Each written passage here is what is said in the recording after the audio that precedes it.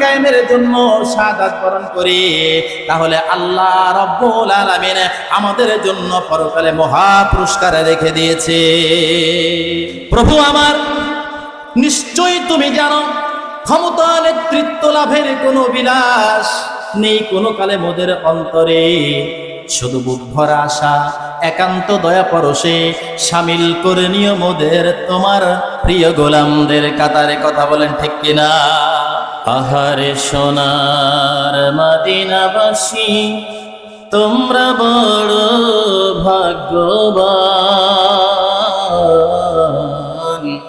তোমাদের মাঝে ঘুমিয়ে আছে বিশ্বনবী দো জাহান। আল্লাহুম্মা সাল্লি আলা সাইয়্যিদিনা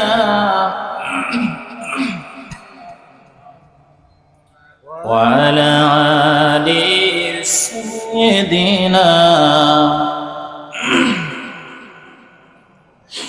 بلغ العلا بكماله كشف الدجى بجماله حسنت جميع خصاله صلوا عليه وآله। যাদের ভয়ে নত হয়ে থাকতো সকল বেঈমান, কোথায় গেল সেই বীরেরা, কোথায় গেল সেই ঈমান। বালাগাল উলাম বিকামালিহি কাশাফাদ দুজা বিজামালিহি حسنت جميع خصاله صلوا عليه وآله।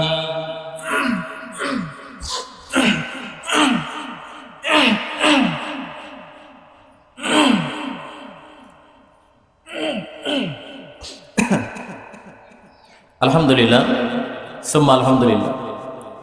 ঐতিহ্যবাহী শেখপাড়া বাকাশী গ্রামবাসীর উদ্যোগে 22তম তাফসীরুল কোরআন মাহফিলে সম্মানিত সভাপতি সাহেব অধ্যাপক মুফতি মোহাম্মদ ওয়াসিউজ্জামান বুলবুল, খতিব লাহোরিয়া বাজার কেন্দ্র জামে মসজিদ। আজকের মাহফিলের প্রধান আলোচক বিশিষ্ট ইসলামী চিন্তাবিদ ও প্রখ্যাত মুফাসসির হযরত মাওলানা আব্দুল হালিম সাহেব মেহেরপুর, সভাপতি বাংলাদেশ মজলিসুল মুফাসসিরিন খুলনা বিভাগ। আমার আগে আলোচনা করে ধন্য করেছেন মাগরা মোহাম্মদপুরের কৃতি সন্তান হযরত মাওলানা মেহেদী হাসান সাহেব। সামনে উপবিষ্ট কালেমা প্রিয় মুসলমান ভাইয়েরা, পর্দার আড়ালে আমার সম্মানিতা মা ও বোনেরা, আমি সকলের উপরে আবার সালাম পেশ করছি। আসসালামু আলাইকুম ওয়া রাহমাতুল্লাহি ওয়া বারাকাতুহু।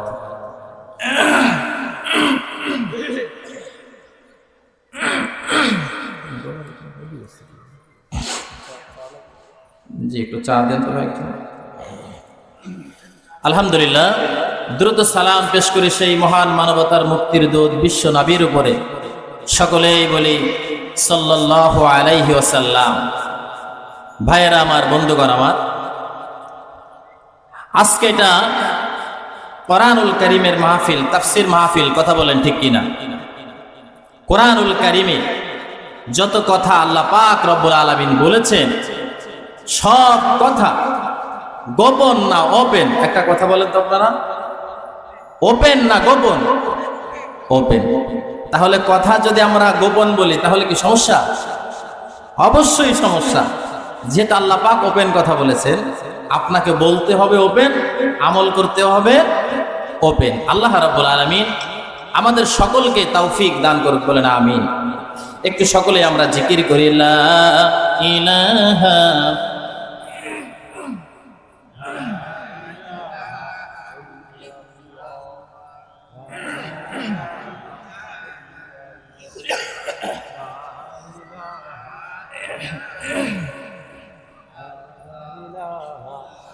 লা ইলাহা ইল্লাল্লাহ, লা ইলাহা, লা ইলাহা ইল্লাল্লাহ মুহাম্মাদুর রাসূলুল্লাহ সাল্লাল্লাহু আলাইহি ওয়াসাল্লাম। ভাইয়ের আমার, বন্ধুগণ আমার, আমরা সবাই জান্নাতে যেতে চাই নাকি জাহান্নামে যেতে চাই? এমন কোন মুসলমান আছে যে সে বলবে আমি জাহান্নামে যেতে চাই? পাওয়া যাবে না খুঁজে। আমরা সবাই জান্নাতে যেতে চাই। তো জান্নাতে যদি যেতে চাই, আজকের জন্য এই ময়দানটা আল্লাহর জান্নাতের বাগান। এই ময়দানটা আল্লাহর জান্নাতের বাগান। আগামীকাল এটার জান্নাতের বাগান থাকবে না। এই জন্য আমি বলছি শর্টে, আমার ভাইয়েরা যারা বাহিরে রাস্তায় ঘোরাফেরা করছেন, দোকানে ঘোরাফেরা করছেন, ওটা জান্নাতের বাগান না। ওখানে যে আমল হচ্ছে, এই যে আমার শহীদ ভাই বলে গেল, ওখানে বিড়ি খাওয়া হচ্ছে, বিভিন্ন বেহায়াপনা করা হচ্ছে, ইত্যাদি ইত্যাদি করা হচ্ছে, ওটা জাহান্নামের একটা টুকরা হয়ে আছে। এই জন্য আমরা প্রয়োজন শেষ করে, যতটুকু প্রয়োজন ওই প্রয়োজনটুকু শেষ করে আমরা আল্লাহর জান্নাতের বাগানে চলে আসি।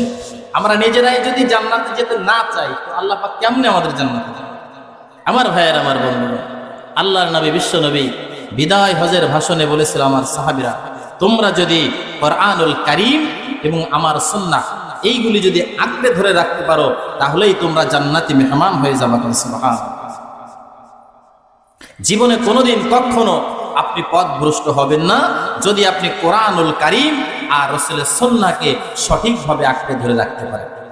শুধু তাই নয়, আল্লাহ রাব্বুল আলামিন ঘোষণা করেছেন, আপনি যদি কোরআন সুন্নাহ মোতাবেক জীবন পরিচালনা করেন, তাহলে আপনার সমস্ত দেখাশোনার দায়িত্ব আল্লাহ পাক নিজে তার কুদরতি হাতে গ্রহণ করবে। সুবহানাল্লাহ। ভাইয়েরা আমার, আল্লাহ রাব্বুল আলামিনের হাবিব বিশ্ব নবী, তিনি যেই দিন দুনিয়ার জমিন থেকে চিরবিদায় নিয়ে নিবেন, আল্লাহ রাব্বুল আলামিন ফেরেশতা আজরাইলকে ডাকলেন, আজরাইল তুমি চলে যাও, আমার আখেরি জামানার পয়গম্বর মুহাম্মদ রাসূলুল্লাহ সাল্লাল্লাহু আলাইহি ওয়াসাল্লামের রূহ মুবারক নিয়ে আসো। আজরাইল রওনা হয়ে গেল। আল্লাহ রাব্বুল আলামিন আজরাইলকে ডেকে বললেন, আজরাইল তুমি আমার বন্ধুর নিকট যাবে, তবে আমি আল্লাহ রাব্বুল আলামিন বলে দিলাম, তুমি আজরাইলের সুরত ধরে যাবে না, তুমি যাবে মানুষের সুরত ধরে। কোন সুবহানাল্লাহ। আমার আপনার কাছে আজরাইল তার সুরত ধরেই আসবে, মানুষের সুরত ধরে আসার টাইম। আল্লাহ রাব্বুল আলামিন আজরাইলকে বললেন, আমার বন্ধুর নিকট তুমি যাবে মানুষের সুরত ধরে। আল্লাহর ফেরেশতা হযরত আজরাইল তিনি মানুষের সুরত ধরে বিশ্ব নবীর দরজার সামনে হাজির হয়ে গেল।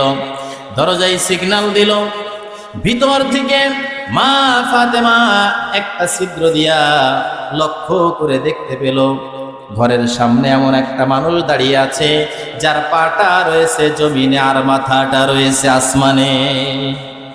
এটা হচ্ছে আজরাইলের মানুষের স্রোত। পা রয়েছে কোথায়? জমিনে, আর মাথা আসমানে। মা ফাতেমা আল্লাহর নবীর কাছে দৌড় দিয়ে চলে গেল, বলল, ইয়া রাসূলুল্লাহ, ইয়া হাবিবাল্লাহ, আমার জীবনে এত ভয়ঙ্কর মানুষ আমি কোনোদিন দেখি নাই।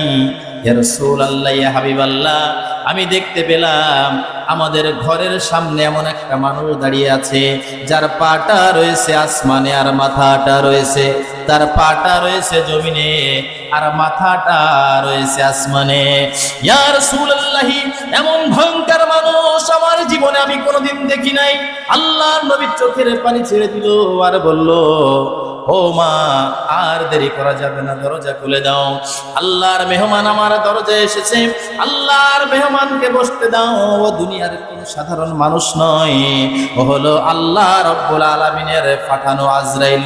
সুবহানাল্লাহ। মা ফাতেমা দরজা খুলে দিল। আল্লাহর নবীকে জিজ্ঞেস করলে, ইয়া রাসূলুল্লাহ, ইয়া হাবিবাল্লাহ, অনেক কথার ভিতরে সর্বশেষ আল্লাহর নবীর মেয়ে মা ফাতেমা বলল, ইয়া রাসূলুল্লাহ, ইয়া হাবিবাল্লাহ, আজকে আপনি দুনিয়া থেকে চিরবিদায় নিয়ে পরপারে চলে যাবেন ইয়া রাসূলুল্লাহ। সর্বশেষ একটা কথা আপনার কাছে জানতে চাই, কিয়ামতের ময়দান অনেক ভয়ঙ্কর ময়দান হবে। ওই ময়দানে মানুষ শুধু নয়, নবী রাসূল পর্যন্ত আল্লাহ রাব্বুল আলামিনের সামনে দাঁড়িয়ে কথা বলার সাহস পাবে না। ইয়া রাসূলুল্লাহ, ইয়া হাবিবাল্লাহ, ওই হাসরের ময়দানে ওই কঠিন মুসিবতের সময় আপনাকে আমরা কোন জায়গায় খুঁজে পাবো? ওই জায়গাটার নাম আপনি আমাদের জানায়া দেন। আল্লাহ নবী বলল, ও মা, কিয়ামতের ময়দান যেদিন কায়েম হয়ে যাবে, ওই কঠিন মুসিবতের সময় আমার উম্মতেরা যেই দিন হয়রান হয়ে যাবে, পেরেশানি হয়ে যাবে মা, ওই দিন যেদিন মাথার আঘাত উপরে, মুঠো মাথ উপরে যখন সূর্য চলে আসবে, ওই সূর্যের কিরণের কারণে যখন মাথার ঘিলুগুলো পচে যাবে, চোখ দুইটা বের হয়ে যাবে, জিহ্বা নাভিস্থল পর্যন্ত পড়ে যাবে, হাসরের ময়দান দিয়ে গৌড়া গৌড়ি খাবে মা। ওই কঠিন হাসরের ময়দানে আমি আল্লাহর নবী হাউজে কাউসারের গোড়ায় দাঁড়িয়ে থাকবো। কোন সুবহানাল্লাহ। ও মা, আমার উম্মতের যেই দিন পানির পিপাসায় জিহ্বা নাভিস্থল পর্যন্ত পড়ে যাবে, ওই হাসরের ময়দানে আমি আল্লাহর হাবিব বিশ্বনবী স্বর্ণের পেয়ালায় করে, স্বর্ণের জান্নাতি গ্লাসে করে হাউজে কাউসার নিয়ে দাঁড়িয়ে থাকবো। আমার যেই উম্মত আমার কাছে আসবে, যাকে আমি এক ঢোক হাউজে কাউসার পান করায় দিব, জান্নাতে যাওয়ার আগ পর্যন্ত পানির পিপাসা লাগবে না। ও মা, আমি হাউজে কাউসারের গোড়ায় দাঁড়িয়ে থাকবো। আল্লাহর নবীর মেয়ে বলে, মা, আব্বা, যদি ওই জায়গায় আপনাকে খুঁজে না পাই তাহলে কোন জায়গায় পাবো? আল্লাহর নবী বলেন, তাহলে আমাকে ফুলসিরাতের গোড়ায় পাবা। যদি ওই জায়গায় না পাই তাহলে কোথায় পাবো? আল্লাহর নবী বলে, মা, তাহলে আমাকে তোমরা মিজানের গোড়ায় পাবা। যদি ওই জায়গায় না পাই, আল্লাহর নবী বলে, মা, সর্বশেষ জাহান্নামের গোড়ায় পাবা। মা ফাতেমা বলে, রাসূলুল্লাহ, ইয়া হাবিবাল্লাহ, যদি ওই জায়গায় না পাই তাহলে কোন জায়গায় পাবো? আল্লাহর নবী বলে, মা, ভালো করে শুনে রেখে দাও, তামাম হাসরের ময়দানে যেই দিন মানুষগুলো হয়রান হয়ে যাবে, পেরেশানি হয়ে যাবে মা, ওই হাসরের ময়দানে আমি আল্লাহর হাবিব বিশ্বনবী আমার উম্মতের উপরে আকাশ থেকে বৃষ্টির আকারে রহমতে বর্ষণ হবে। কোন সুবহানাল্লাহ। যেহেতু আল্লাহ রাব্বুল আলামিন কুরআনুল কারীমের ভিতরে বলেছেন, ওয়া মা আরসালনাকা ইল্লা রাহমাতাল লিল আলামিন। আল্লাহ রাব্বুল আলামিন বলে, হাবিবে, আমি আপনাকে দুনিয়ার জমিনে, আমি আপনাকে দুনিয়ার জমিন নয়, দুনিয়ার জমিন আর কিয়ামতের ময়দানে আমি আল্লাহ রাব্বুল আলামিন আপনাকে রহমত হিসাবে প্রেরণ করে দিয়েছি। কোন সুবহানাল্লাহ। ভাইরা আমার, আজরাইল চলে আসলেন, আল্লাহ নবীকে বললেন, ইয়া রাসূলুল্লাহ, ইয়া হাবিবাল্লাহ, আমার সালাম গ্রহণ করুন। আল্লাহ রাব্বুল আলামিন আমাকে পাঠিয়ে দিয়েছেন আপনার রূহ মোবারকটা নিয়ে যাওয়ার জন্য। ইয়া রাসূলুল্লাহ, আপনি যদি অনুমতি দেন তাহলে আপনার রূহ মোবারকটা আমি নিয়ে যাব। আমার আপনার কাছে আজরাইল এসে অনুমতি চাইবে না, থাবা দিয়া ভিতর থেকে রূহটা টান দিয়া বের করে নিয়ে যাবে। কিন্তু আল্লাহর হাবিবের কাছে আজরাইল বললেন, ইয়া রাসূলুল্লাহ, ইয়া হাবিবাল্লাহ, আপনি যদি অনুমতি দেন আপনার রূহ মোবারকটা আমি নিয়ে যেতে চাই। আল্লাহর নবী বিশ্বনবী চোখ দিয়ে পানি ছেড়ে দিলেন। ফেরেশতা আজরাইল বলেন, ইয়া রাসূলুল্লাহ, ইয়া হাবিবাল্লাহ, আপনি কি মৃত্যুর যন্ত্রণা ভয় পান? আপনি কি দুনিয়ার থেকে আপনি যেতে চান না? আল্লাহর নবী বলে, ওগো আজরাইল, আমি অবশ্যই যেতে চাই, আমার কোনো বাধা নাই, কোনো দাবি নাই। আজরাইল বলে, রাসূলুল্লাহ, তাহলে কেন কাঁদেন? আল্লাহর হাবিব বলেন, ওগো আজরাইল, আজকে তুমি আমার রূহ মোবারকটা নিয়ে যাবে, দুনিয়ার থেকে আমি আজকে চলে যাব। কিন্তু আজরাইল, তুমি শুনে নাও, আমার একটা প্রশ্নের জবাব তুমি আল্লাহ রাব্বুল আলামিনের কাছ থেকে এনে দাও। কিয়ামত পর্যন্ত আমার যত উম্মতেরা এই দুনিয়ায় থাকবে, আমি আজকে দুনিয়া থেকে চিরবিদায় নিয়ে চলে যাব। ওগো আজরাইল, তুমি যাও আল্লাহ রাব্বুল আলামিনের কাছ থেকে শুনে আসো, কিয়ামত পর্যন্ত আমার যত উম্মতের আসবে তাদের দেখা শোনার দায়িত্ব আমি কার হাতে দিয়ে দিব? কোন সুবহানাল্লাহ। আল্লাহর ফেরেশতা আজরাইল চলে গেলেন, আল্লাহকে বললেন, ওগো রব্বুল আলামিন, আপনার হাবিব আপনার কাছে এই কথাটা জানতে চেয়েছেন। আল্লাহ রাব্বুল আলামিন বললেন, ওগো আজরাইল, যাও তুমি চলে যাও, আমার বন্ধুকে জানায় দাও, যেই মানুষগুলো আমার কুরআনুল কারীম মানবে আর যেই মানুষগুলো আল্লাহ রাসূল আমার হাবিবের সুন্নাহগুলো যারা আঁকড়ে ধরে রাখবে, কিয়ামত পর্যন্ত যত আল্লাহর রাসূলের উম্মতেরা থাকবে সকলের দেখা শোনার দায়িত্ব আমি আল্লাহ রাব্বুল আলামিন আমার কুদরতি হাতে গ্রহণ করে নিলাম। ভাইরা আমার, এই জন্য আল্লাহ রাব্বুল আলামিনের হাবিব বিশ্বনবী মুহাম্মদ রাসূলুল্লাহ সাল্লাল্লাহু আলাইহি ওয়াসাল্লাম বললেন, ওগো আমার সাহাবীরা, তোমরা শুনে রেখে দাও, আমি আল্লাহ রাব্বুল আলামিনের হাবিব বিশ্বনবী বলে দিলাম, যারা কুরআনুল কারীম মানবে তারা জীবনে কোনোদিন পথভ্রষ্ট হবে না। আমার আপনার দায়িত্ব যদি আল্লাহ পাক নিয়ে নেয়, তাহলে জান্নাতে যাওয়ার আর কোনো সমস্যা আছে? কোনো সমস্যা নাই। কিন্তু আল্লাহ পাক শর্ত দুইটা লাগাই দিয়েছে। কয়টা? দুইটা। এক হচ্ছে আল্লাহর কোরআন মানা, দুই হচ্ছে রাসূলের সুন্নাহ হাদিস মানা। এই দুইটা যদি আমি আপনি মানতে পারি, তাহলে আল্লাহ রাব্বুল আলামিন বলেন, আমি তোমাকে জান্নাত দান করব। কোন সুবহানাল্লাহ। আমার ভাইয়ের, আমার বন্ধুগণ, কোরআনুল কারীমের তাফসীর মাহফিল, আসুন আমরা কোরআনুল কারীমের ভিতরে ঢুকে যাই, সরাসরি আমরা আলোচনা প্রবেশ করি। আমার সাথে একটু তেলাওয়াত করুন সবাই। আউযু বিল্লাহি মিনাশ শাইতানির রাজীম। বিসমিল্লাহির রাহমানির রাহিম। ইয়া আইয়ুহাল্লাযীনা আমানু হাল আদুল্লুকুম আলা তিজারাতিন তুনজিকুম মিন আযাবিন আলীম তুমিনুনা বিল্লাহি ওয়া রাসূলিহি ওয়া তুজাহিদুনা ফি সাবিলিল্লাহি বিআমওয়ালিকুম ওয়া أنفسكم ذلكم خير لكم إن كنتم تعلمون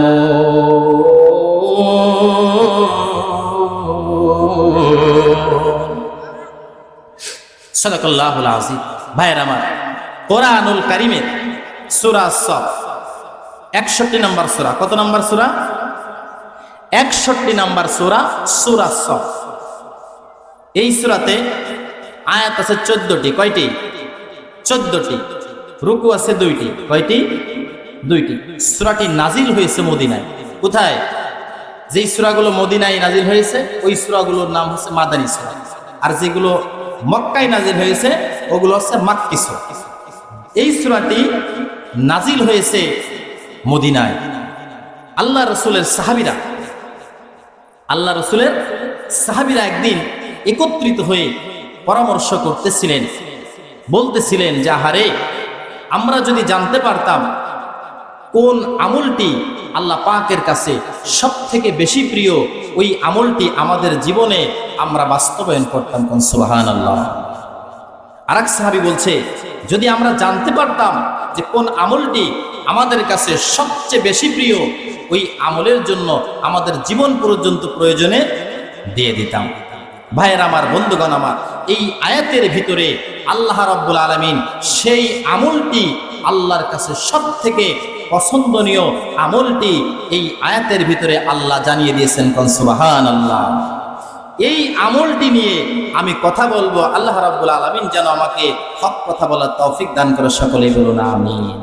ভাইয়ের আমার, কোরআনের একটি আয়াতের তাফসীর তরজমা কিয়ামত পর্যন্ত যদি আলেম ওলামা সারা পৃথিবীর আলেম ওলামা করতে থাকে, এরপর এক আয়াতের ব্যাখ্যা লিখে শেষ করতে পারবে। আল্লাহ হাবিব বলেন, লা তুবসাম আযাইবুহু ওয়া লা তুগলা গরাইবুহু। এই কোরআন, এর বিস্ময়কারিতা, এর আশ্চর্যকারিতা, এটার কোনোদিন শেষ হবে না, এটার কোনোদিন জীর্ণ শীর্ণ হবে না। এটা যত শুনবে মানুষের তত চির নতুন বলে মনে হবে। কোন সুবহানাল্লাহ। ভাইরা আমার, আল্লাহর হাবিব বিশ্বনবী তিনি বলেছেন, এই কোরআন যারা মানবে কিয়ামতের দিন আল্লাহ রাব্বুল আলামিন তাদেরকে জান্নাত দিয়ে দিবেন। কোন সুবহানাল্লাহ। ভাইরা আমার, কোরআন যদি আমরা মানতে পারি তাহলে জান্নাতি, আর কোরআন না মানতে পারলে আল্লাহ রাব্বুল আলামিন আমাকে আপনাকে জাহান্নামের ভিতরে দিয়া দিবে। কোন নাউজুবিল্লাহ। এখন এই কোরআনুল কারীম আল্লাহ পাক নাজিল করেছেন। কে নাজিল করেছেন? কে নাজিল করেছে? আল্লাহ। আচ্ছা, এই কোরআনটা কেন নাজিল করলো? এই কোরআনুল কারীমটা কেন নাজিল করলো? আপনারা কি বলতে পারেন? অনেকেই পারেন, হয়তো অনেকে পারেন না। কোরআনুল কারীমটা আল্লাহ পাক নাজিল করলো, এটা প্রত্যেকটা মুসলমানকে জানতে হবে আল্লাহ কেন নাজিল করেছে। ভাইরা আমার, আল্লাহ রাব্বুল আলামিন বলেন, শোনো দুনিয়ার মানুষেরা, তোমরা যদি প্রশ্ন করো এই কোরআনুল কারীমের কাছে, ও কোরআন, আল্লাহ রাব্বুল আলামিন তোমাকে কেন নাজিল করেছেন, প্রশ্ন কোরআনের কাছে করলে এই কোরআনুল কারীম আপনার প্রশ্নের জবাব দিয়ে দিবে। কোন সুবহানাল্লাহ। আপনি যদি প্রশ্ন করেন কোরআন তোমাকে কেন নাজিল করা হলো, আল্লাহর কোরআন বলে দিবে, শাহরু রমাদানাল্লাযী উনজিলা ফীহিল কুরআনু হুদাল লিন্নাস ওয়া বাইয়িনাতিম মিনাল হুদা ওয়াল ফুরকান।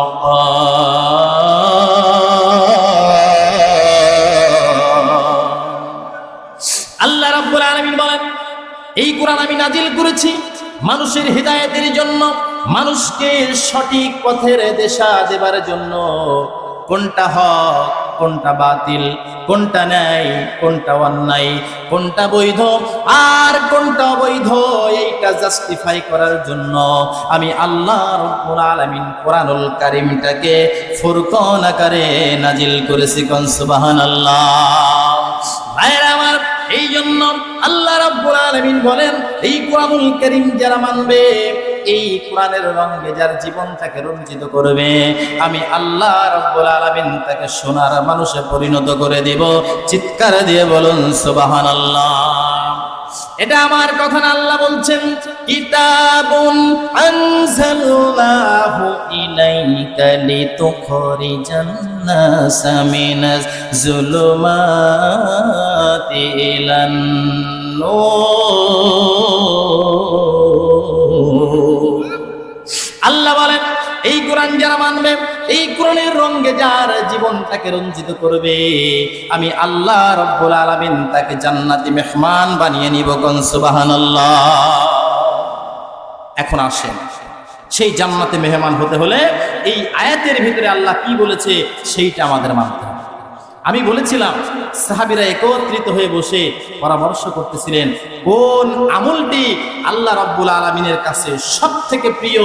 এটা যদি আমরা জানতে পারতাম তাহলে আমাদের জীবনে এই আমলটা বাস্তবায়ন করতাম। আমরাও কি বাস্তবায়ন করতে চাই? কথা বলেন আমার ভাইরা। আসেন, সাহাবীরা অনেক কথা বলতেছিলেন। ঠিক এই সময় আল্লাহ রাব্বুল আলামিন ফেরেশতা জিবরিলের মাধ্যম দিয়া সেই ভালো আমলের কথা আল্লাহর হাবিবকে জানিয়ে দিয়েছে। কোন সুবহানাল্লাহ। আল্লাহ নবী বিশ্ব নবী সাহাবীদের মাঝে আসলেন, এসে বললেন, ওগো আমার সাহাবীরা, তোমরা যেই ভালো আমলের কথা জানার জন্য অতি ব্যস্ত হয়ে আছো, আমার আল্লাহ রাব্বুল আলামিন সেই আমলের কথা কিছু সময় আগে ফেরেশতা জিবরাইলের মাধ্যমে জানিয়েছে। কোন সুবহানাল্লাহ। আল্লাহ রাব্বুল আলামিন বলেছেন, ইয়া আইয়ুহাল্লাযীনা আমানু হাল আদুল্লুকুম আলা তিজারাতিন তুনজিকুম মিন আযাবিন আলীম। আল্লাহ রাব্বুল আলামিন বলছেন, ইয়া আইয়ুহাল্লাযীনা আমানু, তোমরা যারা ঈমান এনেছো। কাদের কথা বলছে বলেন তো? যারা ঈমান এনেছে তাদেরকে বলছে, যারা ঈমান আনে নাই তাদেরকে বলেন। আল্লাহ রাব্বুল আলামিন বলছেন, তোমরা যারা ঈমান এনেছো, হাল আদুল্লুকুম আলা তিজারা, তিজারা মানে ব্যবসা। আল্লাহ রাব্বুল আলামিন বলেন, আমি কি তোমাদেরকে এমন একটা ব্যবসার কথা বলবো না, তুনজিকুম মিন আযাবিন আলীম, যদি ওই ব্যবসাটা তোমরা করে যেতে পারো, আমি আল্লাহ রাব্বুল আলামিন জাহান্নামের আযাব তোমার জন্য হারাম করে দেব। কোন সুবহানাল্লাহ। সাহাবীরা পাগল পারা হয়ে গেল, বলল, ইয়া রাসূলুল্লাহ, ইয়া হাবিবাল্লাহ, সেই আমলটি দ্রুত জানিয়ে দেন। আল্লাহর হাবিব বিশ্ব নবী বলল, ও আমার সাহাবীরা, আল্লাহ রাব্বুল আলামিন আমলটির কথা জানিয়েছেন, তুমিনুনা বিল্লাহি ওয়া রাসূলিহি ওয়া তুজাহিদুনা ফি সাবিলিল্লাহ। আল্লাহ রাব্বুল আলামিন বলছেন, তুমিনুনা বিল্লাহ, এক আল্লাহর উপর ঈমান আনতে হবে, 2 নাম্বার রাসূলের উপর ঈমান আনতে হবে, আর 3 নাম্বার হলো এই দুইটাকে পুঁজি করে নিয়া আল্লাহ রাব্বুল আলামিন আমাকে যেই জানটা দিয়েছে আর যেই মালটা দিয়েছে, এই জান আর মালটা আল্লাহর রাস্তায় ব্যয় করে জিহাদ করে আল্লাহর দুনিয়ায় যদি আল্লাহর দিন কায়েম করার চেষ্টা করে যেতে পারেন, আল্লাহ রাব্বুল আলামিন বলেন জাহান্নামের আযাব হারাম করে দিবে। আমল কয়টা? 3টা। 1 নাম্বার আল্লাহর উপর ঈমান, 2 নাম্বার রাসূলের উপর ঈমান, আর 3 নাম্বার হলো আপনার জান আর মালটা আল্লাহর রাস্তায় ব্যয় করে আল্লাহর দুনিয়ায় আল্লাহর দিন কায়েমের চেষ্টা করে যেতে হবে। আমরা রাজি আছি সবাই? আমাদের নিজের ব্যক্তি কোনো স্বার্থ আছে? আমাদের নিজের ব্যক্তিগত কোনো স্বার্থ? প্রভু আমার, নিশ্চয়ই তুমি জানো ক্ষমতা নেতৃত্ব লাভের কোনো বিলাস নেই কোনো কালে মোদের অন্তরে, শুধু বুক ভরা আশা একান্ত দয়া পরশে শামিল করে নিও মোদের তোমার প্রিয় গোলামদের কাতারে। কথা বলেন ঠিক কিনা? দুনিয়ার কোনো ব্যক্তি স্বার্থ নাই, একমাত্র আল্লাহ রাব্বুল আলামিনের জান্নাতি মেহমানদের কাতারে যাওয়ার জন্য আল্লাহর দিন কায়েম করতে হবে। চিৎকার দিয়ে বলুন আল্লাহু আকবার। ভাইয়ের আমার, এবার আসেন এই 3টা আমল একটি একটি করে আমরা বর্ণনা করি। 1 নাম্বার আল্লাহ পাক বলেছেন যে তুমিনুনা বিল্লাহ, আল্লাহর উপর ঈমান আনো। আমরা সবাই কিন্তু আল্লাহর উপর ঈমান এনেছি, আনছি কি? আমরা সবাই এনেছি, কিন্তু আল্লাহ পাক বলেছেন ঈমান তো এনেছো। এদিকে বললেন যে তুমি ঈমান আল্লাহর উপর আনলে তোমার জন্য জাহান্নাম হারাম করে দেব। ভাইয়েরা আমার, আল্লাহ রাব্বুল আলামিন আর এক আয়াতের ভিতরে বললেন, আহাসিবান নাসু আন ইউতরাকু আন ইয়াকুলু আমান্না ওয়া হুম লা ইফতানুন। আল্লাহ রাব্বুল আলামিন কোরআনুল কারীমে সূরা আনকাবুত 2 নম্বর আয়াতের ভিতরে বলেন, ঈমানের ছয়ে কথা বললে আমি তোমাকে ছেড়ে দেব না, অবশ্যই তোমার ঈমানটা আমি পরীক্ষা করে নেব। কথা বলেন ঠিক কিনা?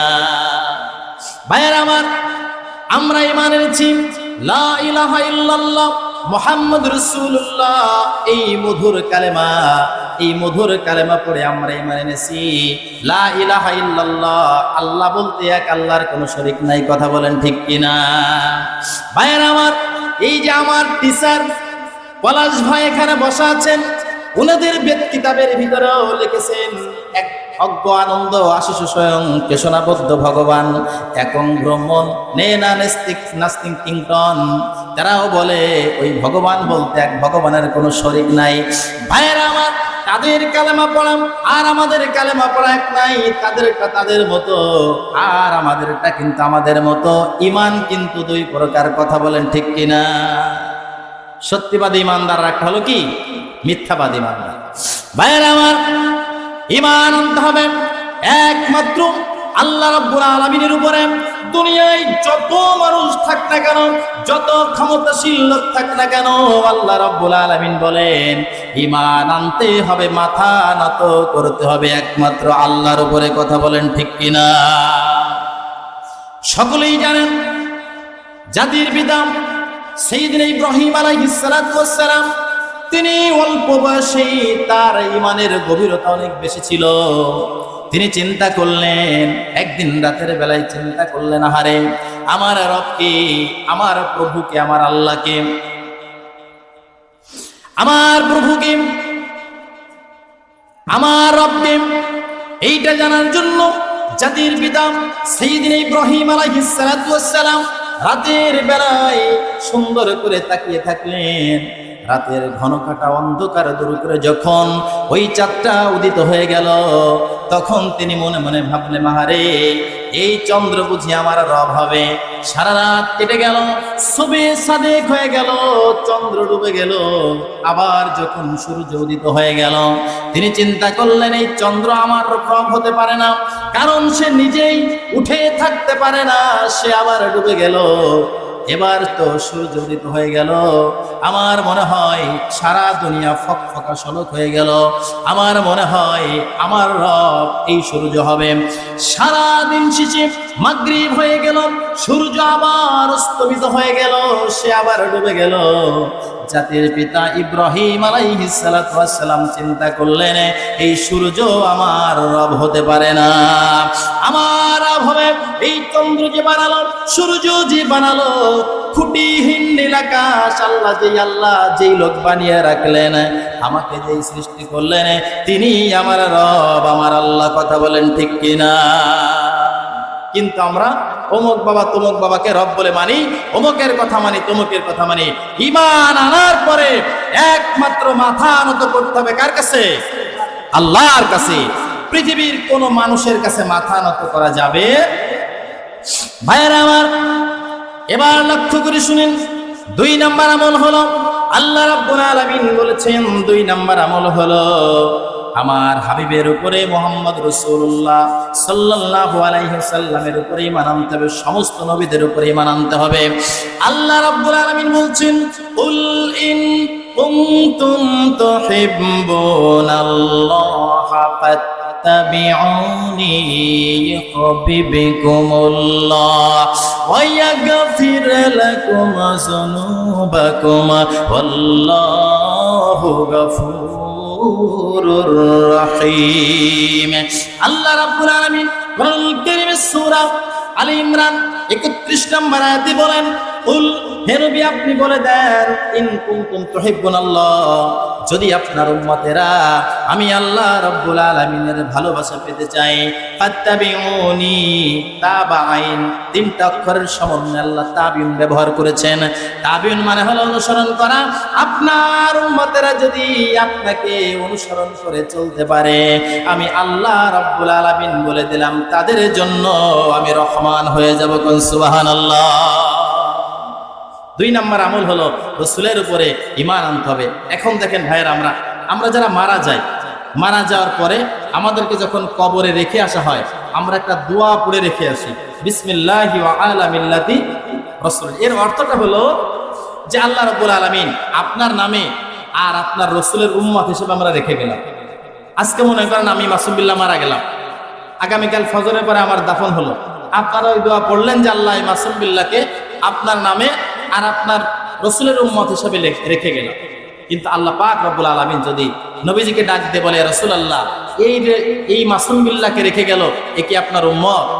আল্লাহ নবী যদি বলে যে না, এই আমার উম্মত না, সারা পৃথিবীর মানুষ এই দোয়া পড়ে আমাকে দাফন করলে ওটা আল্লাহর দরবারে গ্রহণযোগ্য হবে। ভাইয়েরা আমার, এবার লক্ষ্য করে শুনে নেন, আল্লাহ নবী সাহাবীরা ব্যাকুল হয়ে গেল আর বললেন, রাসূলুল্লাহ, ইয়া হাবিবাল্লাহ, আল্লাহ পাক বলেছেন আপনাকে অনুসরণ করে চলার জন্য, কিন্তু আমাদের দ্বারায় আপনাকে 100% অনুসরণ করা সম্ভব হবে না। ভাইয়ের আমার, এখানে যারা আছেন 100% রাসূল যা করেছে আপনি কি তাই করতে পারবেন? এখানে কারো দ্বারা সম্ভব হবে না। আল্লাহ নবী বললেন, ওগো আমার সাহাবীরা, আল্লাহর নবী একটি একটি করে প্রধানত 14টি আমলের কথা বর্ণনা করে দিলেন আর বললেন, সাহাবীরা গো, এই 14টি আমল যদি তোমার জীবনে বাস্তবায়ন করতে পারো, আমি বিশ্ব নবীজি ঘোষণা দিলাম কিয়ামতের দিন আমার উম্মত বলে আমি স্বীকৃতি দিয়া দেব। কোন সুবহানাল্লাহ। কয়টি আমল? 14টি আমল। এখন দেখেন এই 14টি আমল আমার আপনার ভিতরে আছে কিনা। যদি থাকে আলহামদুলিল্লাহ, আর যদি না থাকে তাহলে আমাদের তওবা করে ওই আমলগুলো আমাদের ভিতরে কি করতে হবে? ফিট করতে হবে, যদি জাহান্নামের আগুন হারাম করাতে হয়। ভাইয়েরা আমার, 1 নম্বর আমল হলো, আল্লাহর নবী বলেন, ওগো আমার সাহাবীরা, দুনিয়ায় যত ভালো কাজ করবে সমস্ত ভালো কাজের আগে পড়বে বিসমিল্লাহির রহমানির রহিম। আমরা পড়ি, সবসময় পড়ি আমরা। 1 নম্বরে আমরা মিস, অনেকেই পড়ি, অনেকেই আমরা পড়ি না। ভাইয়েরা আমার, বিসমিল্লাহির রহমানির রহিম আপনি যদি ইচ্ছাকৃত ভাবে আপনি যদি না পড়েন, আপনার আমল আল্লাহ রাব্বুল আলামিনের দরবারে মঞ্জুর হবে না। আল্লাহর পয়গম্বর হযরত মূসা আলাইহিস সালাতু ওয়াস সালাম আল্লাহ রাব্বুল আলামিনের সঙ্গে কথা বলার জন্য পাগল হয়ে গেল। এমন একটা সময় এসে গেল, আল্লাহ রাব্বুল আলামিন ফেরেশতা জিবরাইলকে বললেন, জিবরাইল তুমি চলে যাও, আমার বন্ধুকে বলো আমি তার সঙ্গে কথা বলবো। ভাইয়েরা আমার, আল্লাহর ফেরেশতা জিবরাইল হযরতে মূসা আলাইহিস সালামকে বললেন, ওগো আল্লাহর পয়গম্বর, আল্লাহ রাব্বুল আলামিন আপনার সঙ্গে কথা বলবে। কোন সুবহানাল্লাহ। অনেকেই বলে যে মূসা আলাইহিস সালাম আল্লাহর সাথে তর্ক করতেন। নাউজুবিল্লাহ। কোন পয়গম্বরের এমন কোন সাহস হয় নাই যে আল্লাহ পাকের সাথে তর্ক করবে। এমনি মূসা আলাইহিস সালাম বেশি কথা বলতে ভালোবাসতেন। তো যখন ফেরেশতা জিবরাইল এসে বলল যে আল্লাহর পয়গম্বর, আল্লাহ আপনার সঙ্গে কথা বলবে, চিন্তা করা যায় কথা বলবে কে? আল্লাহ। এখানে যদি কারোর সাথে আল্লাহ কথা বলতে চায়, আপনি কি থাকবেন? খুশিতে তো 8 খান না 12 খান হয়ে যাবে। তো মূসা আলাইহিস সালাম বলল, আল্লাহ কথা বলবে, কবে কথা বলবে? ধরে নেন বলল যে শনিবারের দিন কথা বলবে। মূসা আলাইহিস সালাম বলছে কথা বলবে, কোথায় কথা বলবে? বলল যে কথা বলবে তুর পাহাড়ের টিলায়। কখন কথা বলবে? কথা বলবে রাত যখন গভীর হয়ে যাবে তখন। মূসা আলাইহিস সালাম যেই জায়গায় ছিল ওইখান থেকে তুর পাহাড়ের টিলা ছিল 800 থেকে 850 কিলোমিটার। ভাইয়েরা আমার, আল্লাহর পয়গম্বর হযরত মূসা আলাইহিস সালাম এই জামানার মতো ওই সময় বিমান ছিল না, হেলিকপ্টার ছিল না, প্রাইভেট কার ছিল না, মোটরসাইকেল ছিল না। আল্লাহর পয়গম্বর হযরত মূসা আলাইহিস সালাতু ওয়াস সালাম ওই জায়গা থেকে দৌড় শুরু করে দিলেন। দৌড়াইতে দৌড়াইতে নির্দিষ্ট টাইমের ভিতরে তুর পাহাড়ের টিলায় চলে গেল। কোন সুবহানাল্লাহ। আল্লাহ রাব্বুল আলামিন প্রথম আসমানে চলে আসলেন, এসে ডাক দিলেন, ওগো আমার পয়গম্বর, আমি তোমার সঙ্গে কথা বলার জন্য এসেছি, তুমি কর্ণপাত করে শুনবে। আল্লাহ রাব্বুল আলামিন দীর্ঘ টাইম ধরে কথা বললেন। আল্লাহর পয়গম্বর হযরত মূসা আলাইহিস সালাম শুনলেন। অনেক সময় কথা বলার পরে আল্লাহ রাব্বুল আলামিন বললেন, ওগো আমার বন্ধু মূসা, আমি এত সময় তোমার সঙ্গে যেই কথা বলেছি, আমার কথাগুলো তুমি কি বুঝতে পেরেছো? মূসা আলাইহিস সালাম বলছে, আল্লাহ আমি তোমার একটা কথাও বুঝিনি। আল্লাহ বলছে, কেন বোঝো না? বলছে, আল্লাহ আমার মাতৃভাষায় তুমি একটা কথা বলো না, এই জন্য আমি বুঝতে পারি না। আল্লাহ বলছে, তাহলে আমাকে থামতে বলো নাই কেন? মূসা আলাইহিস সালাম বলছে, আল্লাহ আপনি কথা বলছেন আর আমি শুনছি, আপনি যদি কিয়ামত পর্যন্ত কথা বলতেন তারপর আমি আপনাকে থামতে বলতাম। আল্লাহ রাব্বুল আলামিন বলেন, ওগো মূসা, এইবার তুমি কর্ণপাত করে শুনবে। আল্লাহ রাব্বুল আলামিন এবার দ্বিতীয়বার কথা বলা শুরু করলেন। মূসা আলাইহিস সালাম কিছু সময় কথা বলার পরে ওই তুর পাহাড়ের টিলার উপরে হাওমাও করে কান্নাকাটি আর গৌড়াগৌড়ি করতে লাগলো। আল্লাহ রাব্বুল আলামিন বললেন, কেন তুমি কান্নাকাটি করো? আল্লাহর পয়গম্বর হযরত মূসা আলাইহিস সালাম বলে, আল্লাহ গো, এত সময় তুমি আমার সঙ্গে যেই কথাগুলি বলেছো, আল্লাহ আমি জামানার পয়গম্বর, আমার সম্পর্কে তুমি একটা কথাও বলো নাই। আখিরি জামানায় কোন পয়গম্বর আসবে সেই পয়গম্বরের প্রশংসা করেছো, শুধু তাই নয় তার উম্মতের প্রশংসা করেছো। কোন সুবহানাল্লাহ। ওগো আল্লাহ, আমি জানতে চাই ওই জামানার ওই পয়গম্বরের উম্মতের নিদর্শনগুলো কি হবে? আল্লাহ পাক বললেন, তুমি শুনে নাও, তারা সমস্ত ভালো কাজের আগে বিসমিল্লাহির রহমানির রহিম পড়বে। কোন সুবহানাল্লাহ। আল্লাহ হাবিব বিশ্বনবী তিনি যেই দিন জান্নাত ভ্রমণ করলেন। জান্নাতের ভিতরে আল্লাহর হাবিব বিশ্ব নবী লক্ষ্য করে দেখেন 4টা নহর দেখা যায়, একটা পানির নহর, একটা দুধের নহর, একটা শরবতের নহর, আর একটা হলো মধুর নহর। আল্লাহর হাবিব বিশ্ব নবী ফেরেশতা জিবরাইলকে বললেন, ওগো ভাই জিবরাইল, এই 4টা নহর আল্লাহ কাদের জন্য বানিয়ে রেখে দিয়েছেন? ফেরেশতা জিবরাইল জান্নাতের ভিতরে আরেকটা ঘরের কাছে নিয়ে গেল, ঘরের দরজায় তালা দিয়া ফেরেশতা জিবরাইল বললেন, ইয়া রাসূলুল্লাহ, ঘরের ভিতরে প্রবেশ করেন, বিসমিল্লাহ বলে তালাই হাত দেন, তালা খুলে যাবে। তাই হয়ে গেল। আল্লাহর নবী ভিতরে প্রবেশ করলেন। লক্ষ্য করে দেখেন ওই ঘরের ভিতরে 4টা পার্ট আছে। এক পাশে লেখা বিসমি, এক পাশে লেখা লিল্লাহ, এক পাশে লেখা রহমান, আর এক পাশে লেখা রয়েছে রহিম। এই 4টার সমন্বয়ে বিসমিল্লাহির রহমানির রহিম। আল্লাহর ফেরেশতা জিবরাইল বলেন, ইয়া রাসূলুল্লাহ, ইয়া হাবিবাল্লাহ, আপনার উম্মতেরা যারা সমস্ত ভালো কাজের আগে বিসমিল্লাহির রহমানির রহিম পড়বে, আল্লাহ তাদের জান্নাত দান করে এই 4টা নহর উন্মুক্ত করে দিবে। কোন সুবহানাল্লাহ। আমরা বর্তমানে 1 কেজি দুধ 80 টাকা হইলে কিনে খেতে পারতেছি না, এমন হয়ে গেছে না? 100 টাকা হয়, 120 টাকা হয়। কিন্তু আপনি যদি বিসমিল্লাহ বলেন প্রত্যেক ভালো কাজের আগে, আল্লাহ জান্নাতে আপনাকে একটা নদী দিবে, দুধের নদী। আপনি সারা দিন গোসল করলে ঘুরবে না। আর হিরো আলম তো না হয় 20-50 কেজি কিনে সে গোসল করবে, আপনি রিল্যাক্সে গোসল করবেন, জীবনে কোনোদিন ফুরবে না। ভাইরা আমার, আল্লাহ নবী বলল, ওগো আমার সাহাবীরা, 2 নাম্বার আমল হলো, যাদের উপরে যখন থেকে নামাজ ফরজ হয়ে যাবে তারা কখনো ইচ্ছাকৃতভাবে নামাজ ছেড়ে দিতে পারবে না। এখন আমরা এখানে যারা আছে বলেন তো, কারা কারা 5 ওয়াক্ত নামাজ পড়ি? হাত উঠাতে বলতেছি না, আমি লজ্জা পাবেন এই জন্য। অনেকের হাতই উঠবে না, ঠিক কিনা? কথা বলছেন না কেন? অনেকের হাত উঠবে, উঠবে না। কিন্তু আপনি যদি নামাজ না পড়েন, বাইনাল আবদি বাইনাল কুফরি তারকুস সালাত, যে ব্যক্তি নামাজ পড়ে তার ভিতরে আর একজন কাফেরের ভিতরে তো কোনো ডিসটেন্স নাই। আর কিয়ামতের ময়দানে সর্বপ্রথম নামাজের হিসাবটাই দেওয়া লাগবে। এই নামাজের হিসাবে যে পিছনে পড়ে যাবে, প্রত্যেকটা সেক্টরেই সে কি করবে? পিছনে পড়ে যাবে। আপনি যদি নামাজ না পড়েন, মাহফিলে আপনি 10,000 টাকা দান করছেন, মসজিদ, এতিমখানা, বিধবা সবাইরে দেন, 1 পয়সারও সওয়াব আল্লাহ পাক আপনাকে দিবে না যদি আপনি নামাজ না পড়েন।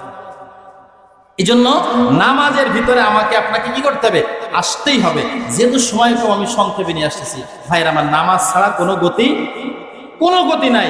আল্লাহ নবী মৃত্যুর সময় শেষ কথা যেটা বলেছেন উম্মতের জন্য, সেটা হলো, আমার উম্মতেরা তোমরা নামাজ ছেড়ে দিও। আর আমরা রাসূলের উম্মত মনে করি, তো যদি অনুসারী হতে হয় তাহলে সালাত কায়েম করতে হবে। কথা বলেন। যে নামাজ পড়বে তার জন্য, নামাজ যে না পড়বে তার জন্য জান্নাত, তার জন্য আল্লাহ একটা জায়গা বানায় রাখছে। সেটা কি? আপনারা তো ভালোই জানেন। তাহলে তো অবশ্যই নামাজ পড়তে হবে। ভাইয়েরা আমার, 3 নাম্বার আমল হলো, আল্লাহর নবী বলেন, ওগো আমার সাহাবীরা, 3 নাম্বার নেক আমল হলো, তোমাদের যেটা করতে হবে সেইটা হলো সমস্ত প্রকার হারাম থেকে তোমাদের সরে আসতে হবে। আপনি নামাজ পড়েন কিন্তু আপনি সুদ করেন। ভাইয়েরা আমার, কথা বললে অনেকে অনেক পথে নিয়ে যাবেন।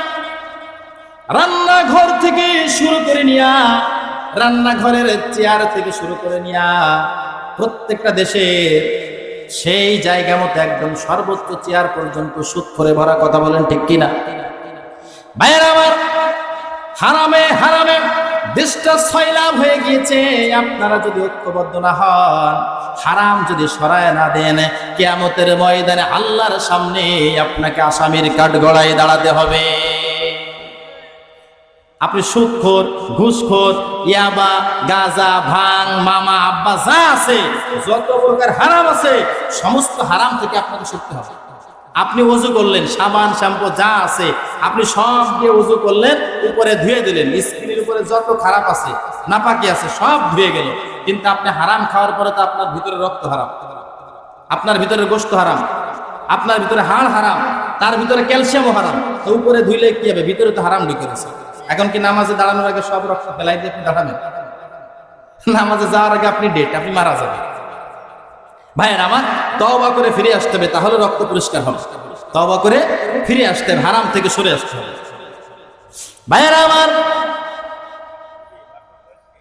4 নম্বর নেক আমল হলো, আল্লাহ রাব্বুল আলামিনের হাবিব বিশ্বনবী বলেন, ওগো আমার উম্মতেরা, ওগো আমার সাহাবীরা, তোমরা শুনে দাও, ঈমান আনার পরে আমি রাসূলের উপরে ঈমান আনার পরে, সমস্ত পয়গম্বরদের উপরে ঈমান আনার পরে আল্লাহর দুনিয়ায় আল্লাহর দ্বীন কায়েমের চেষ্টা করতে হবে।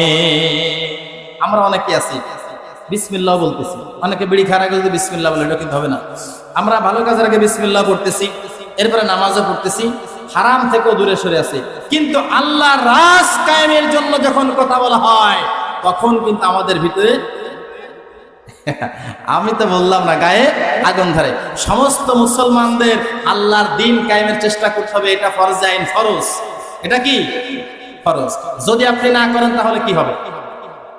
ভাইয়েরা আমার, আল্লাহ রাব্বুল আলামিন কোরআনুল কারীমের ভিতরে বলেন, وَمَن يَبْتَغِ غَيْرَ الْإِسْلَامِ دِينًا فَلَن يُقْبَلَ مِنْهُ وَهُوَ فِي الْآخِرَةِ مِنَ الْخَاسِرِينَ। ওই আল্লাহ রাব্বুল আলামিন বলেন, যে বা যারা আমার দেওয়া জীবন ব্যবস্থা বাদ দিয়া মানুষ রচিত বিধান কায়েমের চেষ্টা করবে, ওহুয়া ফিল আখিরাতি মিনাল খাসিরিন, আল্লাহ রাব্বুল আলামিন বলেন কিয়ামতের ময়দানে নিঃসন্দেহে তারা ক্ষতিগ্রস্ত হয়ে যাবে। নাউযুবিল্লাহ। আল্লাহ বলছেন ওহুয়া ফিল আখিরাতি মিনাল খাসিরিন, নিঃসন্দেহে তারা ক্ষতিগ্রস্ত হয়ে যাবে। এখন আমরা কি পরকালে ক্ষতিগ্রস্ত হতে চাই? কিনা কিনা ক্ষতিগ্রস্ত হতে চান? আপনারা কেউ চান না। ক্ষতিগ্রস্ত যদি না হতে চান তাহলে আল্লাহর দুনিয়ায় আল্লাহর দ্বীন কায়েমের চেষ্টা করতে হবে, ঠিক কিনা? এর থেকে পিছপা হওয়া যাবে? যাবে না। যদি এরপরও করেন, আবার এক শ্রেণীর মানুষ আছে, হাত না তুললে কেছে, আবার কালকে করবে, কোরআনের বিরোধিতা করবে। আল্লাহ পাক রব্বুল আলামিন কোরআনুল কারীমে সুন্দর করে বলে দিয়েছেন যে আমি জানি তুমি করবে, তুমি এগুলো করবা, তবে করো যদি একটু ভাইবে চিন্তা করবা। আমি আল্লাহ ঘোষণা করে দিলাম, তুমি আমার এই জমিন, তো এই জমিনের উপর থেকে তুমি বের হয়ে যাবা। কোথায় যাবা? বের হয়ে যাবা। আপনারা যারা এই আল্লাহর দুনিয়ায় আল্লাহর আইন বাস্তবায়ন করার চেষ্টা করবেন না, তারা এই দুনিয়ার জমিন থেকে কি করবেন? বের হয়ে যাবে। ভাইয়েরা আমার, এটা আমি মাসুম বিল্লাহর কথা নয়, আল্লাহ রাব্বুল আলামিন কোরআনুল কারীমের ভিতরে সুন্দর করে জানিয়ে দিয়েছেন, যদি আমার দ্বীন কায়েমের চেষ্টা না করো এই দুনিয়ার জমিন থেকে তুমি বের হয়ে যাও। আল্লাহ রাব্বুল আলামিন বলছেন, ইয়া মা'শারাল জিন্নি ওয়াল ইনসি ইন ইসতাতা'তুম আন তানফুযু মিন আ'তারিস সামাওয়াতি ওয়াল আরদ ফানফুযু লা তানফুযুনা ইল্লা বিসুলতান। একটু জবান ছেড়ে পড়ুন, ফাবিআইয়ি আলাহি রাব্বিকুমা তুকাদ্দিবান। আল্লাহ রাব্বুল আলামিন কোরআনুল কারীমে সূরা আর-রহমান 33 নম্বর আয়াতের ভিতরে বলেন, যারা আমার দ্বীন কায়েমের চেষ্টা করবে না, আমার আইন বাস্তবায়ন করার চেষ্টা করবে না, আমি আল্লাহ রাব্বুল আলামিন বলে দিলাম তারা যেন দুনিয়ার জমিন থেকে বের হয়ে যায়। আপনি বের হয়ে যাবেন যদি আপনি আল্লাহর আইন বাস্তবায়ন করার চেষ্টা না করেন। আর যদি নাও বেরোন, আপনার তো বেরোনোর জায়গা নেই। আমি এই জমি যেতে যা আছে সব কার। আমার একজন বলতেছিল একদিন যে আল্লাহর তো অনেক জমি, লিজ দিলে তো মেলা টাকা হয়। আল্লাহর কি টাকা পয়সার অভাব আছে? সব আল্লাহর। এই দুনিয়ায় জমি কারণ না, কারণ সব কার? আল্লাহ রাব্বুল আলামিন বলেন, যাওয়ার কোনো জায়গা নাই, সেইটাও আমি জানি, তবে আমি আল্লাহ রাব্বুল আলামিন তোমাদের রাখার জন্য একটা জায়গা করে রেখে দিয়েছি, সেই জায়গাটার নাম হলো জাহান্নাম। কথা বলেন ঠিক কিনা? সেই জায়গাটার নাম কি? জাহান্নাম। আপনি মরবেন না, আমি মরবো না, একদিন মারা যাব। যাওয়ার পরে দুনিয়ায় আল্লাহ আমাকে ছেড়ে দিয়েছে, মুস্তানে আমি যত পারি করি, কিন্তু মরার পরে আল্লাহ ধরবে, ও সময় আর ছাড়ানোর মতন কোনো নেতা আমার পাশে দাঁড়াবে না। ভাইয়েরা আমার, এই জন্য আল্লাহর বিধান কায়েমের চেষ্টা করবে। 5 নম্বর হলো, অন্যের সম্পদ আপনি ভোগ করতে পারবেন না। আল্লাহ রাব্বুল আলামিনের হাবিব বিশ্বনবী বলে, আমার সাহাবীরা, তোমরা যদি অন্যের সম্পদ জোর জুলুম করে ভোগ করো, কিয়ামতের ময়দানে আল্লাহর সামনে তোমাকে আসামির কাঠগড়ায় দাঁড়াতে হবে। এই সামনেই চৈত্র মাস, দেখবেন বহুত লোকের আইন ঠিক থাকবে। মাঠের জমি আইল বহুত লোকেরই ঠিক থাকবে না। সামান্য একটু জমির এক চুল পরিমাণ জমি যদি কারোরটা আপনি জোর করে খান, আল্লাহ আপনারা কিয়ামতের ময়দানে সিট করে সূর্যের দিকে তাকায় একদম তামা গরম করে কপালে দিয়ে আপনাকে শোয়াই দিয়ে দেবে। আমার ভাইয়েরা, অন্যের সম্পদ ভোগ করবেন না। এরপরে 6 নম্বর হলো, যদি শাসক জালিম হয়, যদি শাসক জালিম হয়, কোরআন হাদিসের বাইরে সে অবস্থান গ্রহণ করে, আপনি তার বিপক্ষে অবস্থান গ্রহণ করবেন। এরপরে মহিলাদের ব্যাপারে আসছে, যদি কোনো মহিলা স্বামীর সঙ্গে খারাপ আচরণ করে, ওই মহিলা কিয়ামতের ময়দানে আমি নবী আমার সুপারিশ পাবে না। আসিয়ার থেকে বেশি নির্যাতিত এই পৃথিবীর কোনো মহিলা হয় নাই। তারপরও সে তার স্বামীর জন্য দোয়া করবে যে আল্লাহ তুমি তাকে জান্নাত দান করো। আমার ভাইয়েরা, অধিকার আলোচনা করলাম না। এরপরে প্রতিবেশীকে কেউ কষ্ট দিবেন না। 8 নাম্বার, মা বাবার খেদমত করবেন, মা বাবার সঙ্গে কেউ খারাপ আচরণ করবেন না। এরপরে 9 নাম্বার হলো জাকাত ফরজ হলে জাকাত দিবেন। 10 নাম্বার হজ ফরজ হলে হজ করবেন। 11 নাম্বার নারী পুরুষ উভয় পর্দা করবেন। 12 নাম্বার হক কথা বলবেন। 13 নাম্বার ধৈর্য ধারণ করবেন। 14 নাম্বার সর্বোপরি আল্লাহর দ্বীন কায়েমের চেষ্টা করবেন। লিল্লাহি তাকবীর। ভাইয়েরা আমার, 2 নাম্বার পয়েন্ট চলে গেল। এবার 3 নাম্বার পয়েন্ট হলো, আল্লাহ রাব্বুল আলামিন বলেন, ওগো দুনিয়ার মানুষেরা শুনে নাও, 1 নাম্বার আমি আল্লাহর উপরে ঈমান আনার পরে, 2 নাম্বার আমার রাসূলের উপরে ঈমান আনার পরে, আমার নবী রাসূলের উপরে ঈমান আনার পরে, এই 2টার সমন্বয় করে পুঁজি করে নিয়া তোমার জানার মালটা যদি আমি আল্লাহর রাস্তায় ব্যয় করে দিয়া আমার দিন কায়েমের চেষ্টা করে আসতে পারো, আমি আল্লাহ রাব্বুল আলামিন জাহান্নামের আগুন হারাম করে দেব। সুবহানাল্লাহ। ভাইরা আমার, জানো আমার নয়, মালও আমার নয়, সব আমার আল্লাহ রাব্বুল আলামিনের, আমার বলতে কিছু নয়। আল্লাহ রাব্বুল আলামিন বলেন, আমি তোমাকে জান দিয়েছি, আমি তোমাকে মালও দিয়েছি, এবার আমি তোমাকে বলি তোমার ওই জানার মালটা আমার কাছে বিক্রি করে দাও, আমি আল্লাহ রাব্বুল আলামিন তোমাকে জান্নাত দিয়ে দেব। কোন সুবহানাল্লাহ। আল্লাহ রাব্বুল আলামিন বলেন, ইন্নাল্লাহা আশতারা মিনাল মুমিনিনা আনফুসাহুম ওয়া আমওয়ালাহুম বিআন্না লাহুমুল জান্নাহ। আল্লাহ রাব্বুল আলামিন বলেন, তোমার জানার মালটা যদি আমাকে দিয়ে দাও, বিনিময়ে আমি তোমাকে জান্নাত দান করে দেব। কোন সুবহানাল্লাহ। আল্লাহ আমার কাছে চেয়েছেন, কি চেয়েছেন? মাল চেয়েছেন, আর চেয়েছে কি? জান। এই জানার মালটা আল্লাহ চেয়েছেন, যদি এটা আমি দিয়ে দিতে পারি তাহলে আল্লাহ বিনিময়ে কি দিবে? জান্নাত। অনেকে আমরা ভয় করি, আমি যদি মারা যাই আমার মা বাপ, আমার স্ত্রী সন্তান এরা খাবে কি, ইত্যাদি ইত্যাদি ইত্যাদি। না, রিজিকের মালিক কে? আল্লাহ। আল্লাহ বলেছেন, আমার দিনের জন্য তোমার জীবনটা কি করো? দিয়ে দাও। ভাইয়েরা আমার, আমি জান দিলে কি হবে, আমি মাল দিলে কি হবে? আর এই দেশটা যদি কোরআনুল কারীমের হয়ে যায়, আমার জানের বিনিময়ে, আমার মালের বিনিময়ে যদি কোরআনুল কারীম পার্লামেন্টে চলে যায়, তাহলে বাংলাদেশটা সোনার বাংলায় পরিণত হবে। কথা বলেন ঠিক কিনা? আল্লাহ রাব্বুল আলামিন বলেন, দেশটা যদি ইসলামের হয়, আইন যদি আল্লাহর হয়, শাসন যদি সৎ লোকেরা করে, আল্লাহ রাব্বুল আলামিন কোরআনুল কারীমের ভিতরে বলেন, তাহলে তারা 4টা কাজ করবে। কয়টা? আমাদের দেশটা ইসলামের দেশ না স্যার? আমাদের ভারতীয় উপমহাদেশের ভিতরে নাকি দ্বিতীয় মুসলিম কান্ট্রি? আমাদের দ্বিতীয় মুসলিম কান্ট্রি আমাদের। তাহলে দেশ আমাদের ইসলামের। আইন কার? আল্লাহর। আছে কোথায়? কোরআনে। কথা বলো, কোরআনে। কোরআন আছে কোথায়? আমাদের ঘরে আন্দু পড়ছে, এরকম না? এখন দেশটা ইসলামের, আইনও আল্লাহ। শাসন করবে কারা? সৎ লোকেরা। কি দিয়ে? কোরআন দিয়ে। তাহলে কোরআনটাকে সেই জায়গা পর্যন্ত পৌঁছায় দিতে হবে। আল্লাহ রাব্বুল আলামিন বলেন, দেশটা যদি ইসলামের হয়, আইন যদি আল্লাহর হয়, শাসন যদি সৎ লোকেরা করে, আল্লাহ রাব্বুল আলামিন কোরআনুল কারীমের ভিতরে বলেন, তাহলে তারা 4টা কাজ করবে। আল্লাযীনা ইম্মাক্কান্নাহুম ফিল আরদ আকামুস সালাতা ওয়া আতাউজ যাকাহ ওয়া আমারু বিল মারুফি ওয়া নাহাউ আনিল মুনকার। আল্লাহ পাক বলেন, 1 নাম্বার হলো তারা 1 নাম্বার সালাত কায়েম করবে, 2 নাম্বার যাকাত দিবে, 3 নাম্বার সৎ কাজের আদেশ করবে, আর অসৎ কাজে তারা বাধা প্রদান করবে। এই 4টা কাজ যদি সমাজে হয়, ওই দিন সোনার বাংলা পরিণত হয়ে যাবে। কথা বলেন ঠিক কিনা? ভাইয়েরা আমার, আল্লাহ নবীর সাহাবীরা এক চুল পরিমাণ, 1 সেকেন্ডের জন্য তারা পিছপা হয় নাই।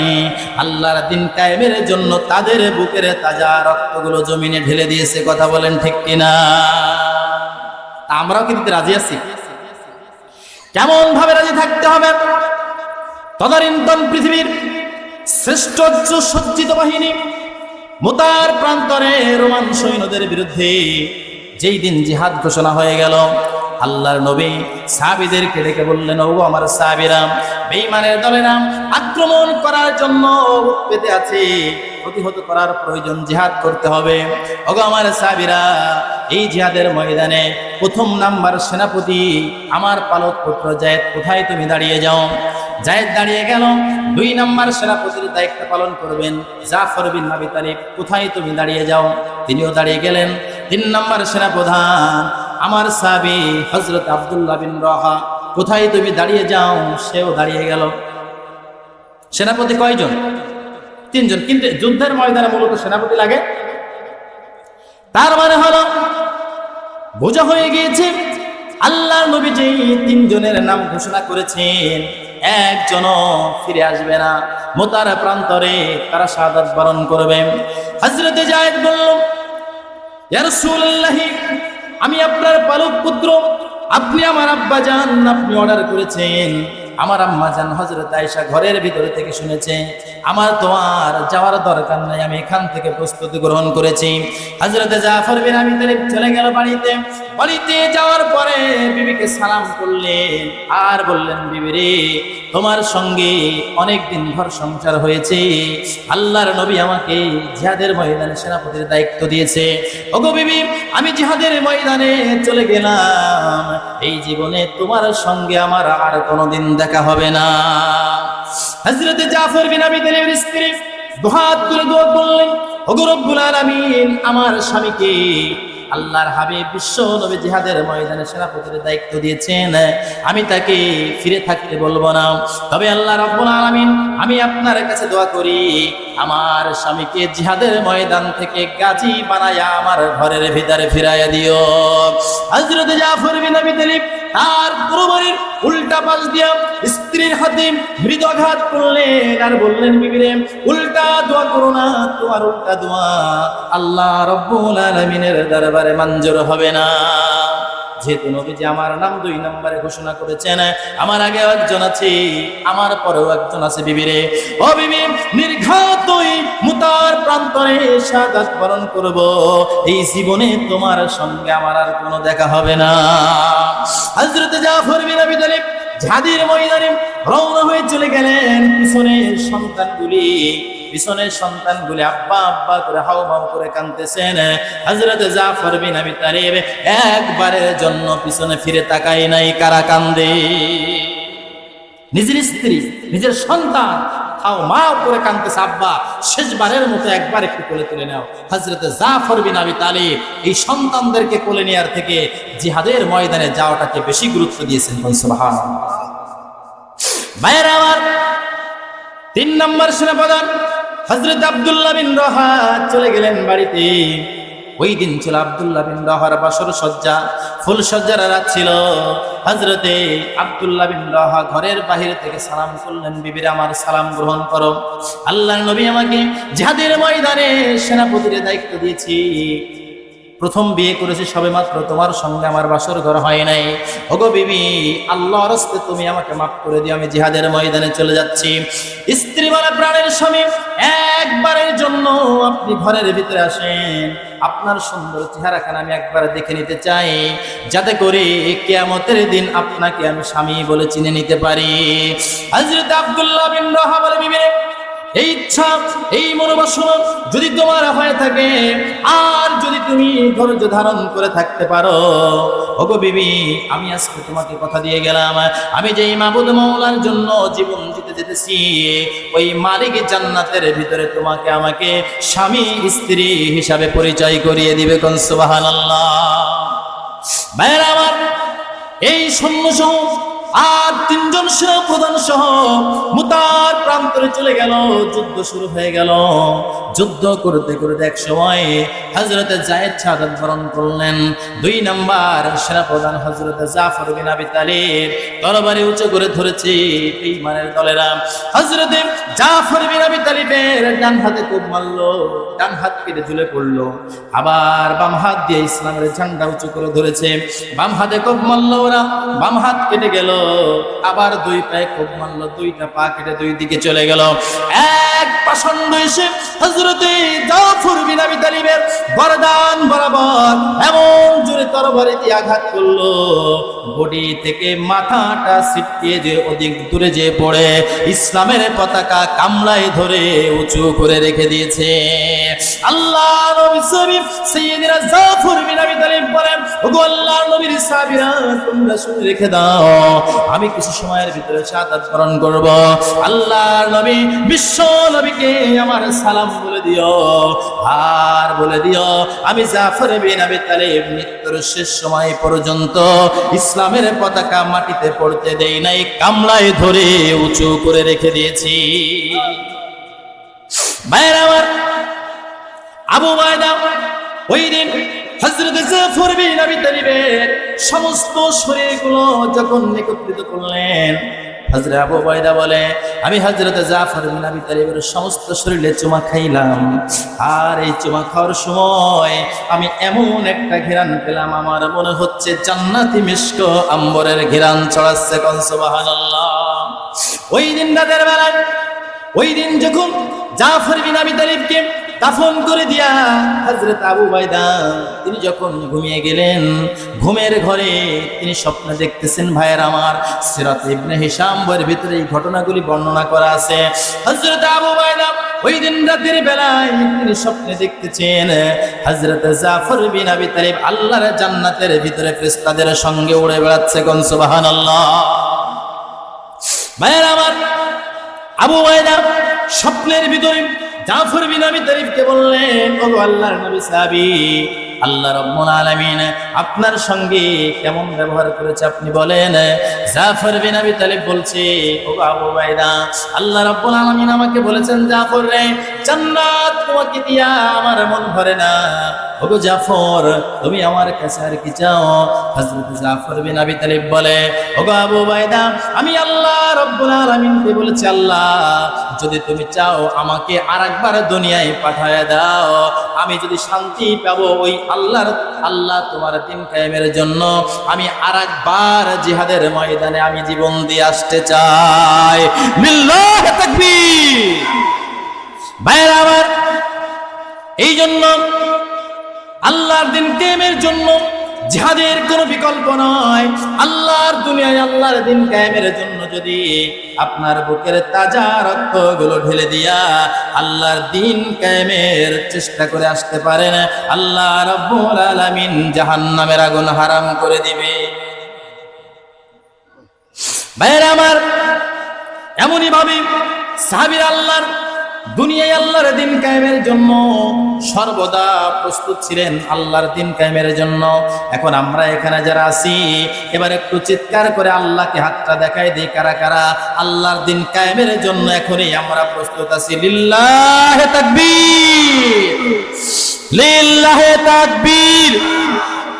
আল কোরআনের আলো, সংসদে জালো, আল কোরআনের আলো। এবার হাত নামান, গলা ফাটাইতে লাভ নাই, ময়দানও নামতে হবে। কথা বলেন ঠিক কিনা? ভাইয়েরা আমার, এক চুল পরিমাণ দেরি করা যাবে না। উহুদের ময়দানে যেই দিন উহুদ যুদ্ধ শুরু হয়েছিল, উহুদের ময়দানে যখন জিহাদ শেষ হয়ে গেল, আল্লাহর নবীর সাহাবীরা খুঁজে দেখলো, একজন নয়, দুইজন নয়, উহুদের ময়দানে 70 জন সাহাবী জীবন দিয়েছিল, শাহাদাত বরণ করেছিল। কয়জন? 70 জন সাহাবীকে জীবন দিতে হয়েছিল আল্লাহর দিন কায়েমের জন্য। আমরা যদি আজও আল্লাহর দিন কায়েমের জন্য পিছপা হয়ে যাই, ওই 70 জন সাহাবী আল্লাহর দরবারে আমার আপনার নামে আসামির কাঠগড়ায় মামলা করবে, আল্লাহর আদালতে মামলা করবে।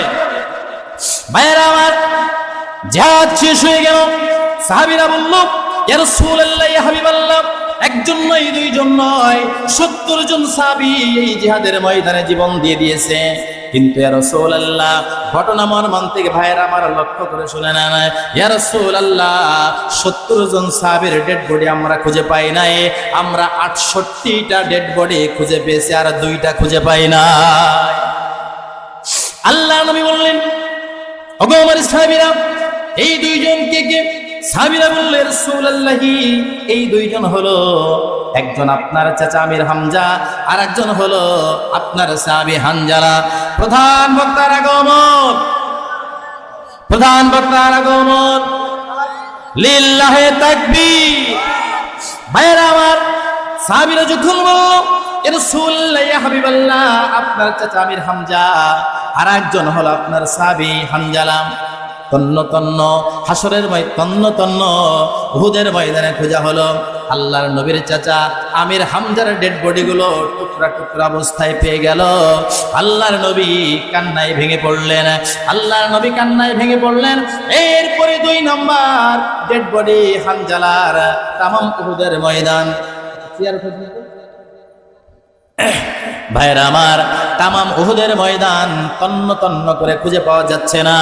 আমার ভাইরা, ঠিক এই মুহূর্তে একজন মহিলা এসে বলল, ইয়া রাসূলুল্লাহ, ইয়া হাবিবাল্লাহ, আমি শুনতে পেয়েছি আমার স্বামী হানজালা নাকি উহুদের ময়দানে শাহাদাত বরণ করেছে। ইয়া রাসূলুল্লাহ, ইয়া হাবিবাল্লাহ, আমি আপনার কাছে বলতে এসেছি, ওগো নবীজি, আমার স্বামীর উপরে গোসল ফরজ হয়ে গিয়েছিল। আমি বলতে চাই, আমার স্বামীকে দাফন করানোর আগে তার ফরজ গোসলটা সেরে দিবেন। ভাইরা আমার, হঠাৎ করে সাহাবীরা লক্ষ্য করে দেখেন অনেক দূরে একটা ডেড বডি পড়ে আছে। সাহাবীরা দৌড়ায় সেখানে গেলেন। যাওয়ার পরে লক্ষ্য করে তাকিয়ে দেখেন ওই ডেড বডিটা অন্য কেউ নয়, ওই ডেড বডি হলো আল্লাহর নবীর সাহাবী হানজালা। সাহাবীরা লক্ষ্য করে তাকিয়ে দেখেন ওই ডেড বডির মাথার চুল দিয়া টপ টপ করে পানি ঝরতেছিলেন। আল্লাহর ফেরেশতা জিবরাইল বিশ্ব নবীকে বললেন, ইয়া রাসূলুল্লাহ, ইয়া হাবিবাল্লাহ, আপনার সাহাবী হানজালার শাহাদাতে আল্লাহ রাব্বুল আলামিন এত খুশি হয়েছেন, দুনিয়ার কোনো সাধারণ পানি দিয়া তার গোসল করানো হবে না, আল্লাহ রাব্বুল আলামিন আরশ মহল্লার পানি দিয়া তার ফরজ গোসল ছেড়ে দিয়েছে। ভাইরা আমার, আজ যদি আমরা আল্লাহর দ্বীন কায়েমের জন্য শাহাদাত বরণ করি, তাহলে আল্লাহ রাব্বুল আলামিন আমাদের জন্য পরকালে মহা পুরস্কার রেখে দিয়েছে।